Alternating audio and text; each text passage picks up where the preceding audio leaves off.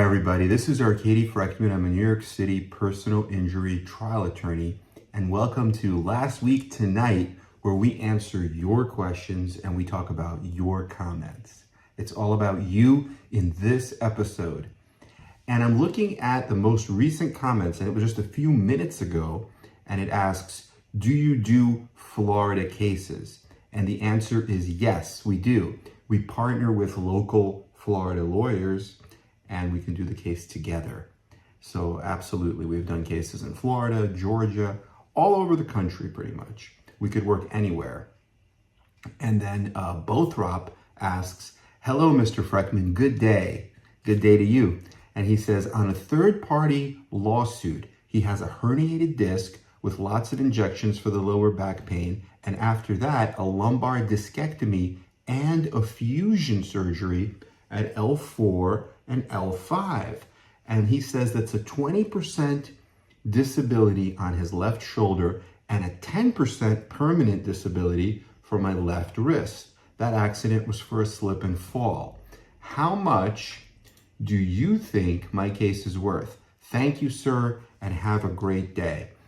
Okay, so that's a good question. Now you have a lumbar fusion, but it's from a slip and fall. So I think the number one question we have to ask is, how strong is the liability on the slip and fall? If you can show that it was an unsafe condition, for example, there was a ceiling leak and they knew about the condition of the ceiling and you have proof and you fell because of that, and now you have a clear liability case with a fusion. Also, where did this happen? If this happened in New York and it's a clear liability case, I think it could be worth 7 figures. If it happens somewhere else in another state, where it could be a little bit more conservative, and if it's like, let's say, a puddle, where they could say, we didn't know about the puddle and the liability is a little bit more iffy, then it might be worth 6 figures, something like 500,000, 600,000, because, the liability issues decrease the verdict, decrease the settlement amount. And the place where the lawsuit occurred is also very important. The venue and the settlement ranges in that venue, also the juries in that venue, whether the juries like to give a lot of money or whether they hold back and they're more conservative.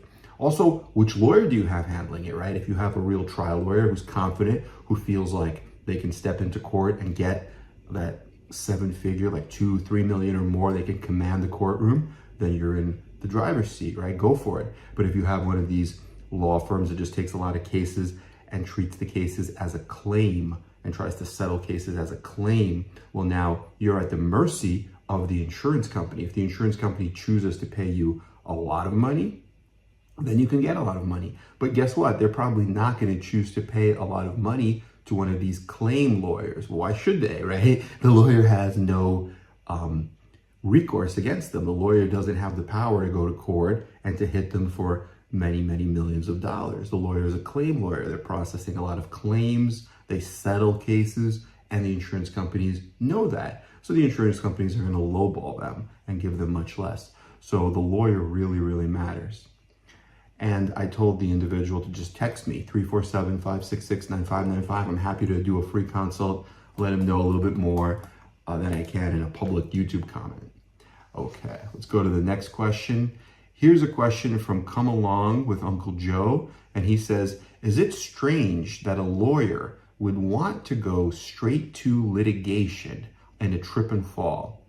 No, I don't think that's strange at all. I mean, a lot of times it's good to go straight to litigation in a trip and fall, and that is because in a trip and fall, you don't know who the defendants are, right? So you have to file a lawsuit and you don't know how much insurance there is. Let's say somebody fell in a building. Well, the lawyer can do a little bit of research, right? There's a lot of public databases. There's like Westlaw, other research where you could find out who's the landlord of the building, who's the management company of the building, was there a tenant? Sometimes it's a mall and there's a tenant like a supermarket, right? Or there could be an owner, there could be a management company. Sue all of them. Each of them are going to have a separate insurance policy. Sometimes the lease will say, it's not our responsibility, it's the responsibility of this tenant. Sometimes one of these tenants or one of these management companies are going to hire an outside contractor, for example, to clean or to remove snow if that's what caused you to fall.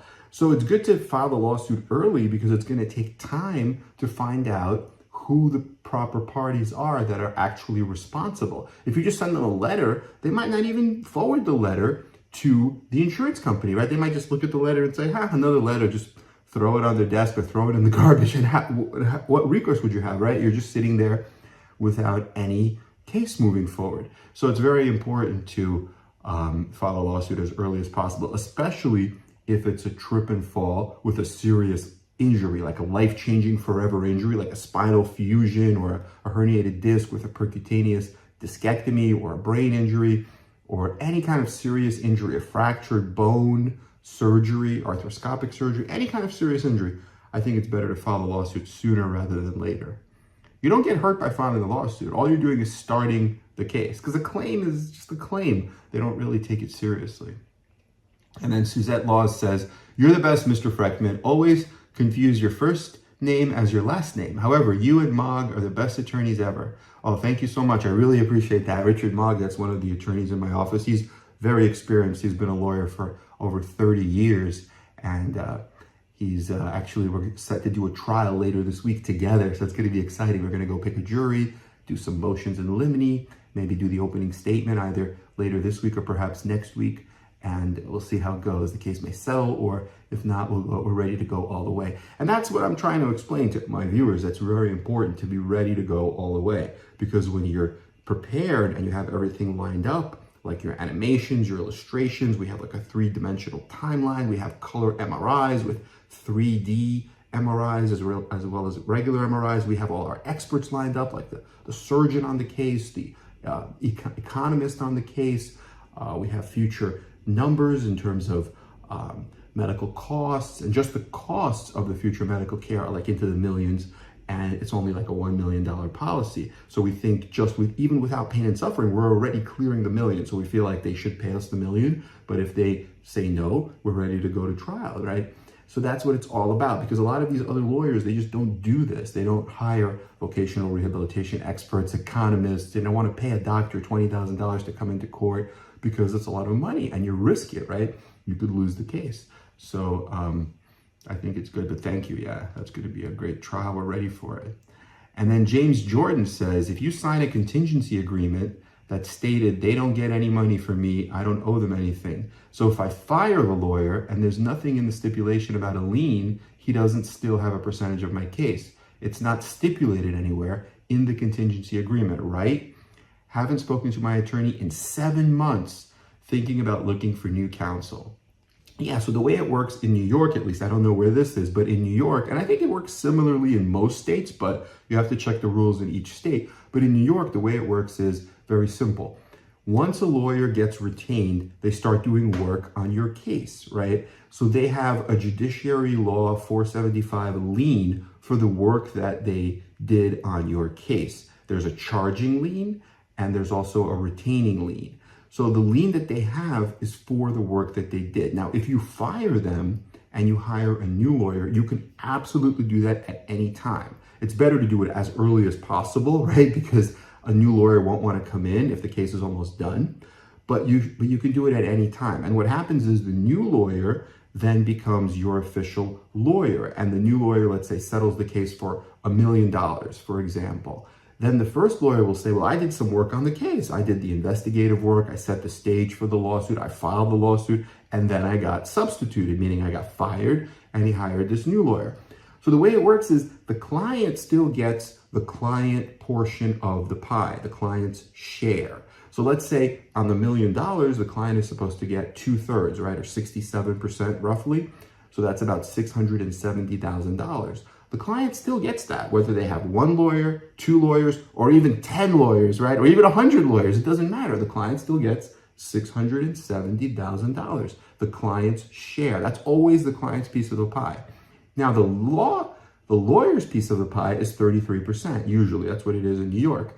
So $330,000, if it was 1 lawyer, the lawyer would take the $330,000 for himself or herself.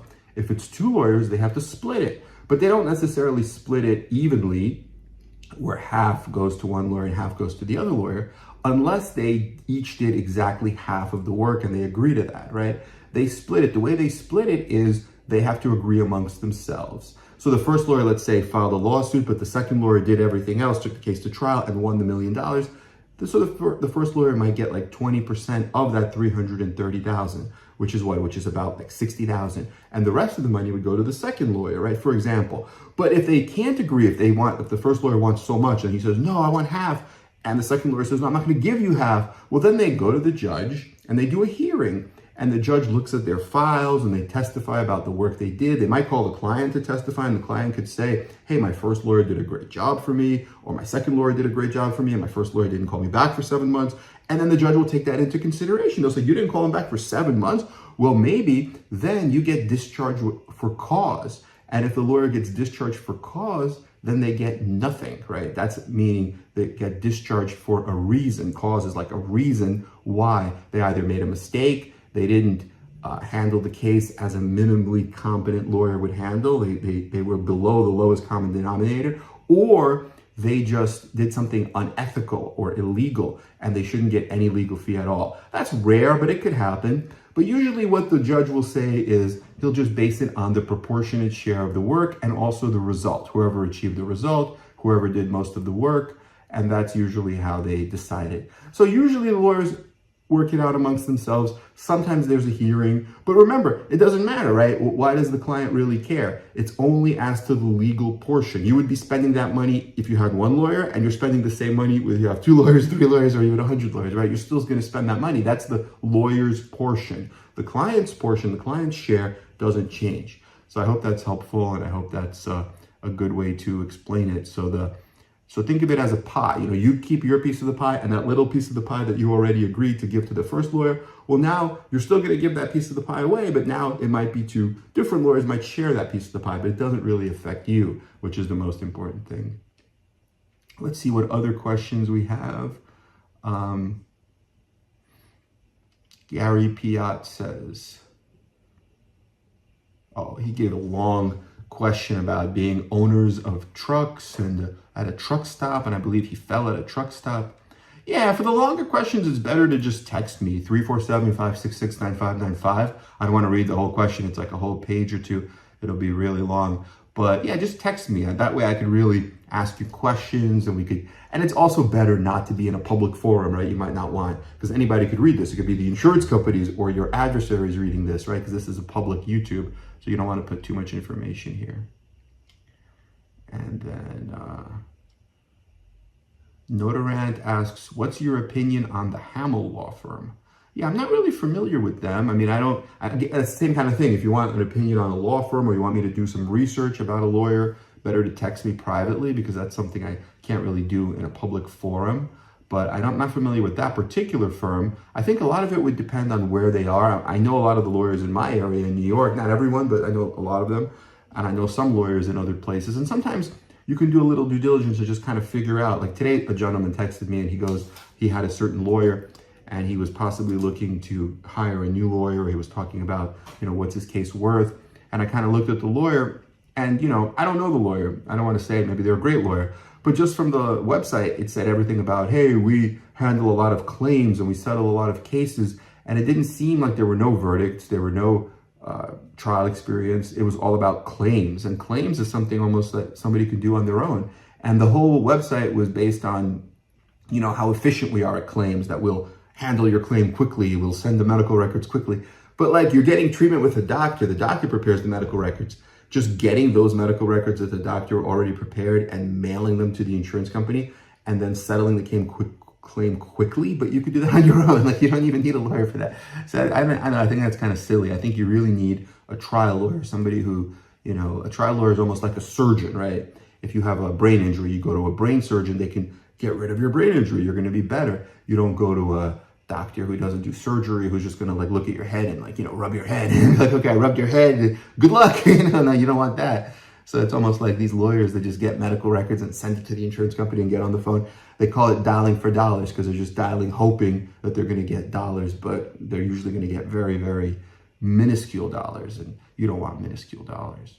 Okay, let's see what other questions we have. Reginald Williams says, do you know if there was objective brain findings on the MRI? It seems like they can't call the plaintiff a fraud if there were objective findings. Oh, and he's talking about my short that I did, which was defense attorney calls plaintiff a fraud. Yeah, this was an interesting trial. I'm actually going to do a full video about this. I'm researching it now. I have to finish outlining it, and then I'll do it probably after my trial. It's an interesting case. What happened was the plaintiff had a brain injury. It was a lady. She was in a car wreck. She had a concussive brain injury, and she had these new symptoms like sensitivity to light and cognitive problems and physical problems. And she had a lot of people testify. She had her primary care doctor testify. She also had a brain injury doctor testify. She had scans like a diffuse tensor imaging with a neuroradiologist, actually one of the preeminent neuroradiologists in the entire nation. He testified. And they all said it was because of the acceleration-deceleration injury. That's why she had the brain injury.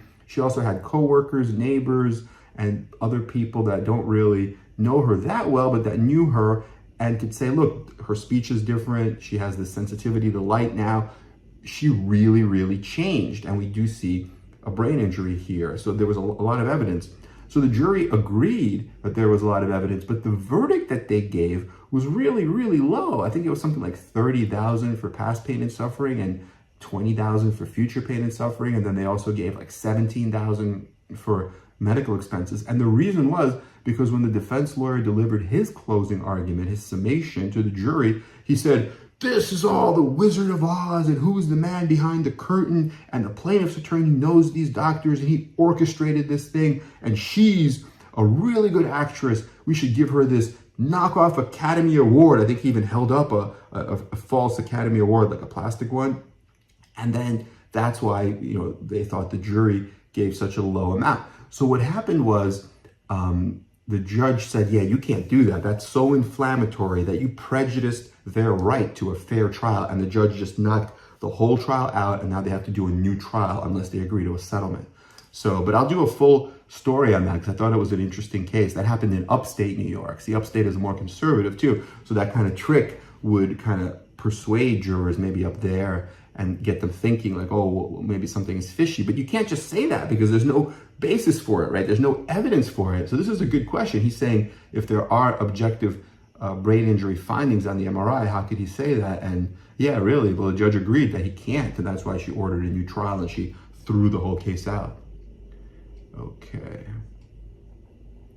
Let's see what other questions we have.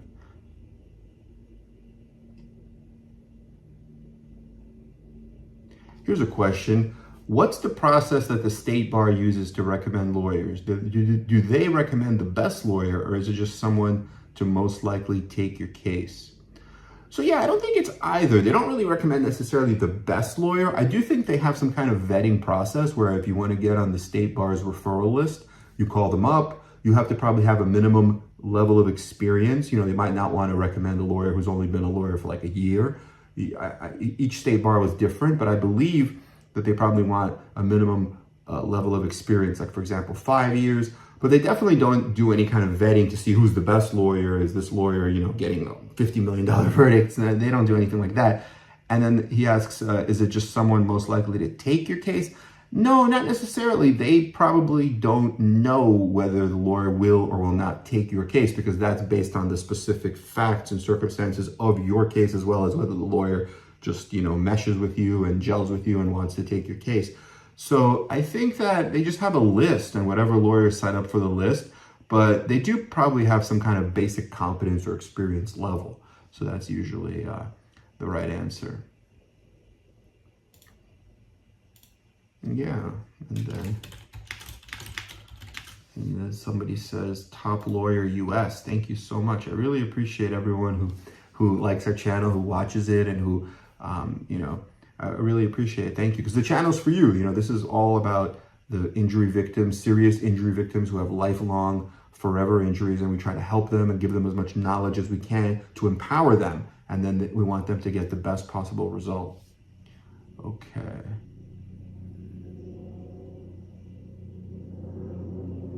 And here's a question from SD Canyon. He says there's a video of a tow truck hitting him on a motorcycle, and the case is taking a long time, and he's not sure why. Yeah, just text me. I'm happy to, talk to you about it, maybe help you if I can. It's hard to say, why. There's a lot of reasons. But he's saying 5 years and there's not even a deposition. That's kind of weird. I don't know why it would be taking so long if it's a simple like truck hitting a motorcycle. Really, you just file a lawsuit, you get depositions going. He says the lawyer says because of COVID, but COVID is pretty much over now, been over for a while. So yeah, we have cases moving in New York. So I'm not sure. His case, I think, is in another state. But yeah, just give me a call or send me a text. We'll set up a phone consult. Yeah, absolutely. Okay, let's do like 1 or 2 more questions.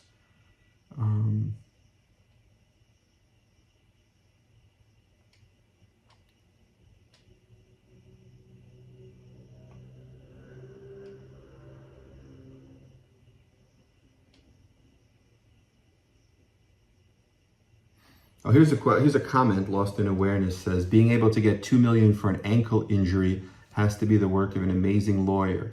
And he was responding to my video called How Much? All About Damages and Verdicts. And it was a 2023 update from the New York State Bar Association, one of the continuing legal education programs. So yeah, that was a great verdict. But remember, that wasn't just for pain and suffering. That was a labor law case, which is a construction accident case. So in that kind of case, you can get all your lost wages. And it was a serious fractured ankle where the construction worker could not return to work and is probably making like, $150,000, $200,000 a year. And for like 10 years, that's $2 million right there, right? Plus future medical expenses are covered, plus pain and suffering. So altogether, it was $2 million. So it was a great result, but I just wanted to explain that it's not only, pain and suffering. It includes other things like what people call hard numbers, like the economic losses, like the lost salary, the lost union benefits, the fringe benefits, the loss of household benefits, things like that. The loss of, could have been a loss of consortium claim in there too for the wife, things like that. So, and plus the medical expenses, the future need for future surgery, future physical therapy, future prescriptions, all that really adds up. If it's a young guy, if it's a construction worker, let's say in their late 20s, they're going to live another 50 years. So that really adds up. That there could be millions and millions of dollars for that. Okay. So I hope this was helpful. This was last week tonight. We went through a few of your questions. I'm going to go through more questions and maybe highlight the good ones and do another one probably after my trial later this week. Okay. Talk to you soon, everyone. All the best. Please like and subscribe to our channel. Let us know what questions you have, and we are here for you. Have a great day. Bye-bye.